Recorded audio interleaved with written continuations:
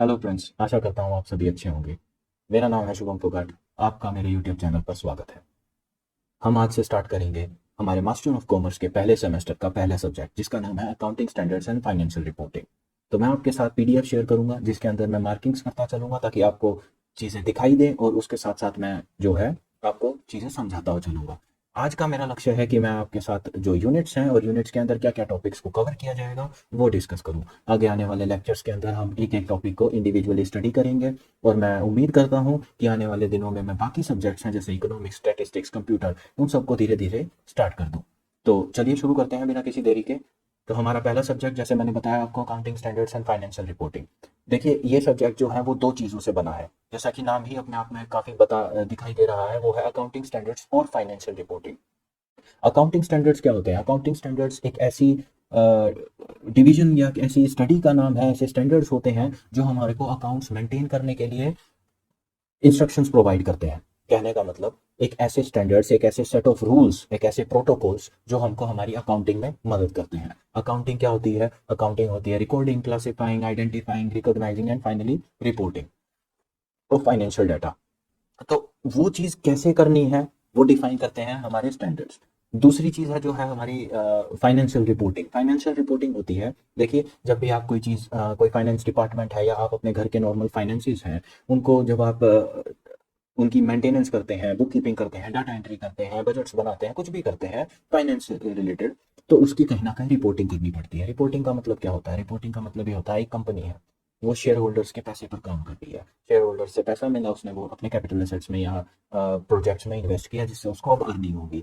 तो इस सारी चीज़ की जो रिपोर्टिंग है वो किसको करेगी? उसको करेगी ना, जिसको जिससे उसने पैसा लिया है सब काम करने का। प्रॉफिट अल्टीमेटली किस चीज़ की देंगे? शेयर होल्डर्स के पैसे की। अगर शेयर होल्डर्स पैसे ना देते तो प्रॉफिट कहाँ से होता? है ना? तो वो चीज़ें रिपोर्टिंग करनी पड़ती है हमको। रिपोर्टिंग कैसे की जाती है? बैलेंस शीट्स के द्वारा की जाती है, पी&एल के द्वारा की जाती है, cash flow statements, fund flow statements, ledgers, journal, trial balance, इन सब के द्वारा हमारी रिपोर्टिंग की जाती है। तो ये दो अलग अलग टॉपिक हैं, लेकिन इनको एक साथ इसलिए पढ़ा जाता है क्योंकि ये दोनों एक दूसरे से बहुत इंटरचेंजेबल और रिलेटेड भी हैं।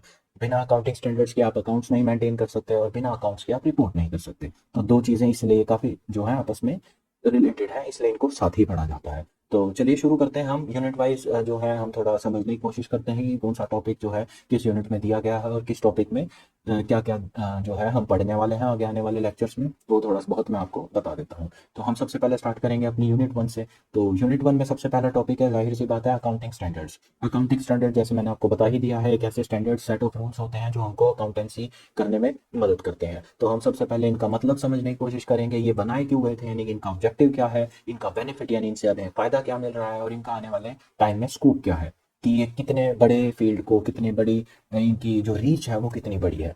उसके बाद जो हमारा सबसे इंपॉर्टेंट टॉपिक आता है वो है stages and process of standard setting. देखिए, कोई भी चीज़ जब हम कहीं पे भी इम्प्लीमेंट करते हैं, वो चाहे एक मोबाइल फ़ोन रिलीज़ करना हो, चाहे कोई सॉफ्टवेयर बनाना हो, या अकाउंटिंग स्टैंडर्ड्स ही बनाने हो, तो उसके हमारे पास लेवल्स होते हैं। जैसे कि हमको पहले ये आइडेंटिफाई करना पड़ता है कि प्रॉब्लम क्या है। एक प्रॉपर रिसर्च जो है वो हमें इसके अंदर करनी पड़ती है। तो जब तक हम रिसर्च नहीं करेंगे हमें पता ही नहीं चलेगा प्रॉब्लम क्या है, और जब तक हमें प्रॉब्लम नहीं पता चलेगी हमें ये नहीं पता चलेगा उसका सॉल्यूशन कैसे करना है, और जब तक सॉल्यूशन नहीं है तब तक वो प्रॉब्लम परसिस्टेंट रहने वाली है ना? तो ये स्टेजेस होते हैं, तो वो हम डिस्कस करेंगे कि अकाउंटिंग स्टैंडर्ड्स कैसे बनाए जाते हैं, कौन इन्हें बनाता है, अप्रूव कौन करता है, मिनिस्ट्री ऑफ फाइनेंस का क्या रोल रहता है, हमारे prestigious institute of chartered accountant of India का क्या रोल रहता है इसके अंदर। तो ये सब चीज़ें हम इस टॉपिक में करने वाले हैं, जैसा कि मैंने बताया।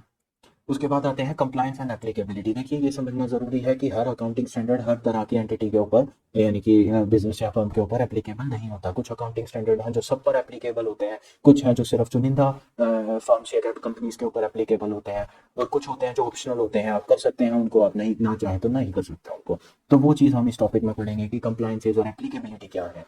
उसके बाद आते हैं the companies Indian accounting standard rules 2015। देखिए, अकाउंटिंग स्टैंडर्ड एक वाइडर टर्म है, वो एक वेग टर्म है। उससे हम स्पेसिफाई नहीं कर सकते कि हम किस पर्टिकुलर रीजन की बात कर रहे हैं इन स्टैंडर्ड्स को अप्लाई या इम्प्लीमेंट करने के लिए। अकाउंटिंग स्टैंडर्ड तो पूरे वर्ल्ड वाइड जो है वो एक कॉमन टर्म है, कि एक ऐसे स्टैंडर्ड्स जो अकाउंटेंसी में मदद करते हैं। लेकिन हमें ये समझना ज़रूरी है कि इस दुनिया में 280 290 के अराउंड जो है कंट्रीज़ है, हर कंट्रीज़ की economic stability, economic position, financial position अलग अलग है, हर किसी का मार्केट स्ट्रक्चर काफ़ी अलग अलग है। तो हम एक सेट ऑफ रूल्स हर जगह अप्लाई नहीं कर सकते।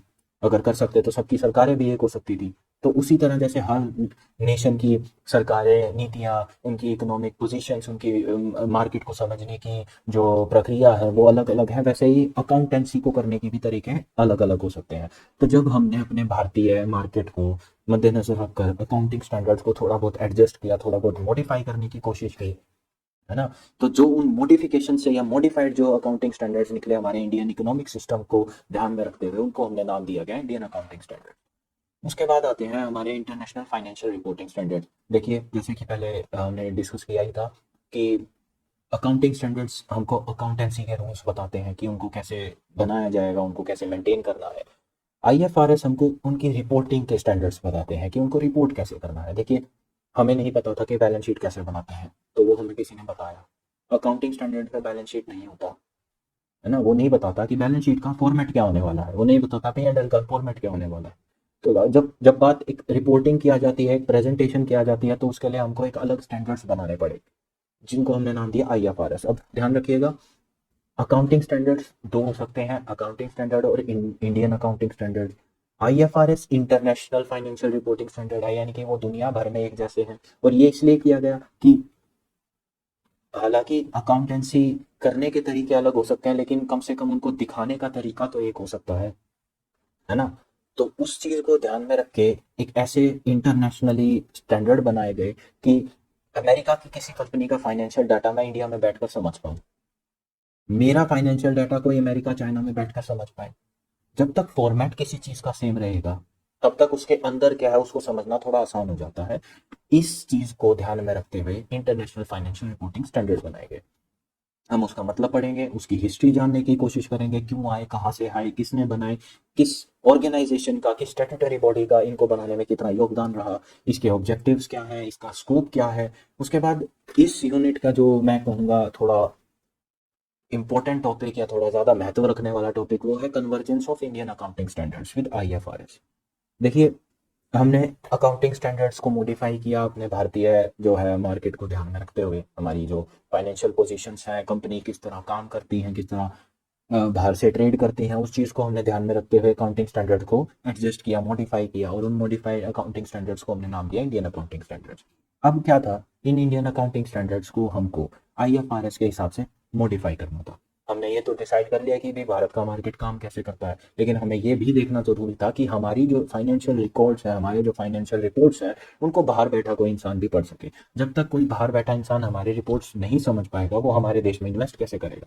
ये काफ़ी बड़ी समस्या थी, जिसको कन्वर्जेंस के थ्रू सॉल्व किया गया। अब हम इसमें ये पढ़ेंगे कन्वर्जेंस में किस स्टेट्यूटरी बॉडी का हाथ था, आईसीएआई का था, मिनिस्ट्री ऑफ फाइनेंस का था, और बहुत सारी इंटरनेशनल बॉडी जो थी वो इसके अंदर अपना योगदान दिया था, जिन्होंने, जिनकी वजह से आज हमारे जो इंडियन अकाउंटिंग स्टैंडर्ड्स हैं उनको इंटरनेशनल रिकॉग्निशन मिली है, और जो उनकी मदद से बनाए गए हमारे अकाउंटेंसी रिकॉर्ड्स हैं वो इंटरनेशनली हर कोई समझ सकता है, देख सकता है। और उससे जो है हमारी जो इंडियन कंपनीज हैं, डोमेस्टिक कंपनीज हैं, हमारी इंडियन मार्केट है, उसके अंदर फॉरेन इन्वेस्टमेंट्स भी आ सकती हैं।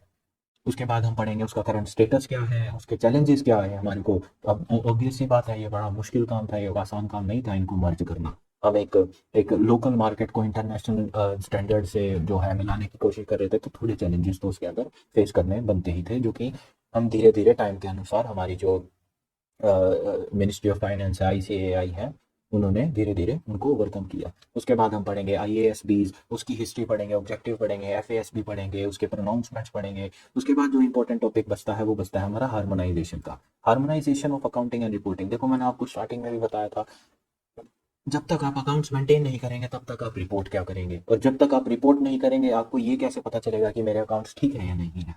तो ये दोनों चीज़ों की हार्मनी, यानी कि इन दोनों चीज़ों का आपस में जो रिलेशन है वो पढ़ने की बहुत ज़रूरत है।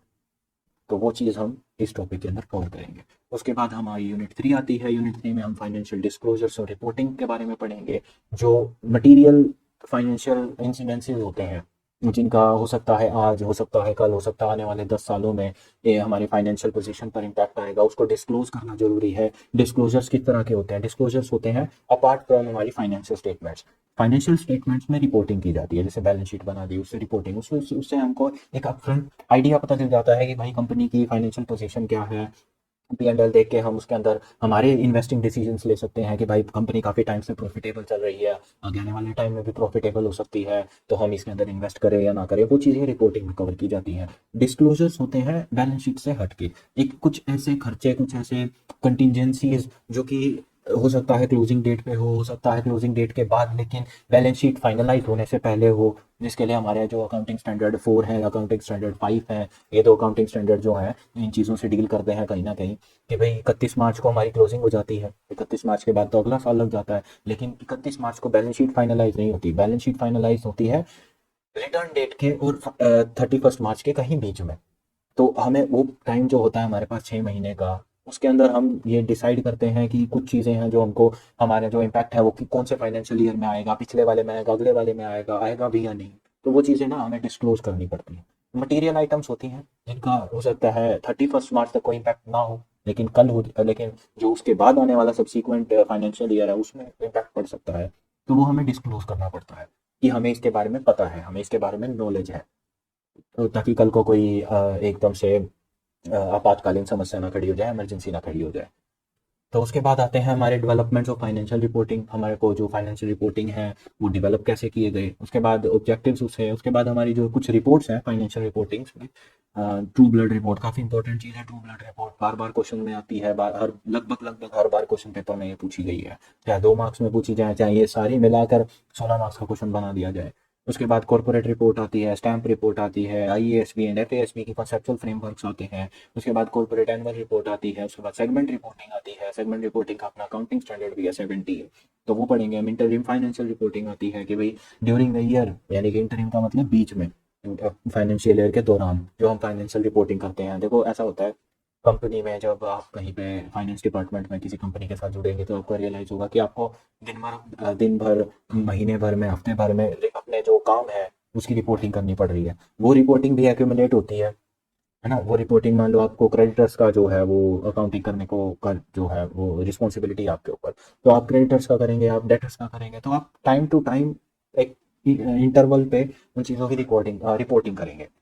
रिकॉर्डिंग तो डेली बेसिस पे होगी, रिकॉर्डिंग तो पर ट्रांजैक्शन पर बेसिस पर होगी, लेकिन रिपोर्टिंग जो है वो एक एक्यूमुलेटेड जो है रिकॉर्डिंग का आपको रिपोर्ट करना पड़ता है, ताकि आपको ड्यूरिंग द ईयर भी अपनी फाइनेंशियल पोजीशन का आइडिया रहे, ताकि आप फ्यूचर फोरकास्ट कर सको कि इस साल प्रॉफिटेबल होगा या नहीं है।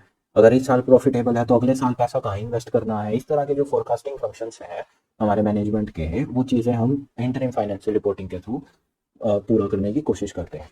उसके बाद हमारा यूनिट 4 आ जाता है। यूनिट 4 में हम जो है financial reporting of mutual funds, यानी म्यूचुअल फंड्स हमारे जो होते हैं उसकी फाइनेंशियल रिपोर्टिंग कैसे करेंगे, हमारे NBFCs की फाइनेंशियल रिपोर्टिंग कैसे करेंगे। NBFCs जो होते हैं वो बैंक की तरह फंक्शन करते हैं, बट वो बैंक नहीं होते हैं। तो उसके बाद हमारे मर्चेंट बैंकर्स होते हैं। उसके बाद इन सब से हटकर जो हमारे पास बचते हैं टॉपिक, जो कि ऑफ इम्पोर्टेंस हैं, जो कि जिनसे डायरेक्टली भी क्वेश्चन पूछा जाता है, खासकर कॉर्पोरेट सोशल रिपोर्टिंग से। और आजकल ह्यूमन रिसोर्स और एनवायरमेंट को लेकर काफ़ी जागरूक हो चुके हैं जो हमारे सरकार हैं, जो हमारे इंटरनेशनल बॉडीज़ हैं, जैसे UN हो गया, इस तरह की जो बॉडीज़ हैं। तो इन चीज़ों को लेकर जो भी आजकल करंट चीज़ें चल रही हैं उन चीज़ों को हम डिस्कस करते हैं यहाँ पे, कि इनका जो है फाइनेंशियल इम्प्लीकेशन क्या है ना। तो वो चीज़ें डिस्कस करेंगे हम यहाँ पर, जिनको इनको इनको कलेक्टिवली नाम दिया जाता है कंटेम्प्रेरी इशूज, जो कि काफ़ी टाइम से चले आ रहे हैं, जिनको धीरे धीरे करके, जिनके अंदर रिसर्चेज हो रही हैं, जिनमें डेवलपमेंट्स आ रही हैं, जिनको हम अभी भी समझने की कोशिश कर रहे हैं, जिनको जो अभी कंप्लीटली इवॉल्व नहीं हुए हैं। तो वो चीज़ें हम इसके अंदर डिस्कस करते हैं। ह्यूमन रिसोर्स अकाउंटिंग में हम अपने वर्कफोर्स, लेबर, एम्प्लॉई जो है उनका टर्नओवर, उनकी कॉस्ट कैलकुलेट करते हैं, एलोकेट कैसे करेंगे उनको, वो सब देखते हैं। कॉर्पोरेट सोशल रिस्पॉन्सिबिलिटीज़ में हम, कि भाई कंपनी अगर एक सोसाइटी में काम कर रही है तो उसकी सोसाइटी के प्रति कुछ मॉरल ऑब्लिगेशन होनी चाहिए, एक एथिक्स की बात आ जाती है यहाँ पर। उसके बाद हमारी फोरेंसिक अकाउंटिंग आती है। ये बड़ा इंटरेस्टिंग टॉपिक है मेरे शर्लॉक होम्स जो पसंद करते हैं उन भाई लोगों के लिए। तो फोरेंसिक अकाउंटिंग मतलब हम एक जो फाइनेंशियल फ्रॉड्स होते हैं उनको क्रिमिनल एस्पेक्ट्स या पर्सपेक्टिव से देखने की कोशिश करते हैं, वो फोरेंसिक अकाउंटिंग में किया जाता है। उसके बाद हमारी जो एनवायरमेंटल रिपोर्टिंग है कि भाई किसी भी कंपनी या किसी भी कॉर्पोरेट स्ट्रक्चर की वजह से एनवायरनमेंट पर क्या इफेक्ट पड़ रहा है, उसको उसके ऊपर पॉजिटिव है नेगेटिव है उस तरह की चीज़ें जो हैं, और उसको उसको करेक्ट करने के लिए क्या मेजर्स लिए जा रहे हैं, तो इन सब की जो फाइनेंशियल इम्प्लीकेशंस हैं वो सब हम इसके अंदर कवर अप करने की कोशिश करते हैं। तो आज के लिए ये सिलेबस हमने जो है वो आज हमने एक बेसिक ओवरव्यू लिया है कि हम आने वाले अपने लेक्चर्स में क्या क्या चीज़ें कवर अप करेंगे। मैं अगले लेक्चर में कोशिश करूंगा अकाउंटिंग स्टैंडर्ड्स के जो पहला टॉपिक है हमारा meaning objective benefit and scope, इस चीज़ को कवर करवा दूं। और उसके बाद मैं कोशिश ये भी करूंगा कि मैं आने वाले दिनों में जो बाकी सब्जेक्ट्स हैं, इकोनॉमिक्स हो गए, स्टैटिस्टिक्स हो गए, कंप्यूटर हो गए, ये सब्जेक्ट्स के भी मैं धीरे धीरे जो है पीडीएफ अरेंज कर लूँ और आपको उसके अंदर से टॉपिक वाइज टॉपिक इसी तरह कवर कराने की कोशिश करूँ। तो thank you for viewing my lecture, और अगर आपको पसंद आए तो लाइक और शेयर ज़रूर कीजिएगा, सब्सक्राइब कीजिएगा, और धन्यवाद।